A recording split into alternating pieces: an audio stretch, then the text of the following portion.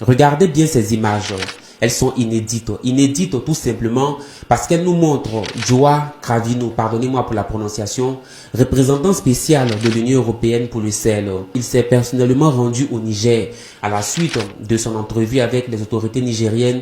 Écoutez ce qu'il dit, c'est tout simplement lunaire. Nous avons eu la possibilité de passer en revue les relations entre l'Union européenne et le Niger, les perspectives pour 2026, puisqu'on est au début de l'année, et aussi parce qu'à la fin de l'année 2025, chez nous, en Europe, on a approuvé au niveau du Conseil des ministres Affaires étrangères de l'Union européenne ce qu'on appelle une approche renouvelée pour le Sahel, une approche basée sur l'engagement, l'idée d'engagement avec le Sahel, une idée de renforcement du dialogue respectueux et amélioré qualitativement, parce que il me semble qu'il faut parler plus entre l'Union européenne et les pays AOS. Il faut qu'on se connaisse mieux, nos idées, nos priorités, et que la coopération en 2026 va se renforcer. Il faut qu'on se connaisse mieux, comme un homme qui courtise une femme. Pourtant, depuis l'arrivée aux affaires des différentes administrations sahéliennes, l'Union européenne a manifesté une hostilité croissante envers les leaders de l'AES par une condamnation systémique de leurs différentes initiatives et le soutien strict aux sanctions de la CEDEAO. Et nous soutenons l'ECOWAS qui a décidé d'imposer des sanctions. Mais il y a eu des sanctions économiques et financières qui ont été imposées à ces pays sans aucune base légale. Dans le cas du Niger, même les médicaments n'étaient pas autorisés. À l'heure où je publie cette vidéo, des sanctions sont toujours en vigueur. Elles visent plusieurs cadres des différentes administrations, notamment au Mali et au Niger. Parmi les personnalités sanctionnées figurent Malik Diaye, président du Conseil national de transition, Ismaël Ouagé, ministre malien et membre influent de l'administration Goïta, Ibrahim Ikassa Maïga, ministre de la refondation de l'État, etc.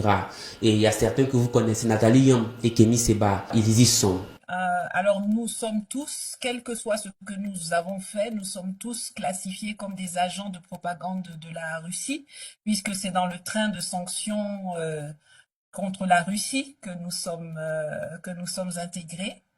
Donc moi, je me bats pour l'émancipation, la souveraineté africaine, mais comme cela gêne les intérêts de certains des membres de l'Union européenne et qu'il y a une solidarité de meute dans l'envie coloniale impérialiste dominante. Donc les autres pays se sont joints à la France en particulier pour me sanctionner. Soyons réalistes et lucides. Quand on parle de l'Union européenne, il s'agit essentiellement de la France et de l'Allemagne. Le reste, n'en parlons même pas. Alors mes chers amis, pourquoi l'Union européenne favorise-t-elle ce rapprochement? Je pense qu'elle s'était dit il y a quelques années, nous allons leur rendre la vie dure et ils finiront par s'effilocher.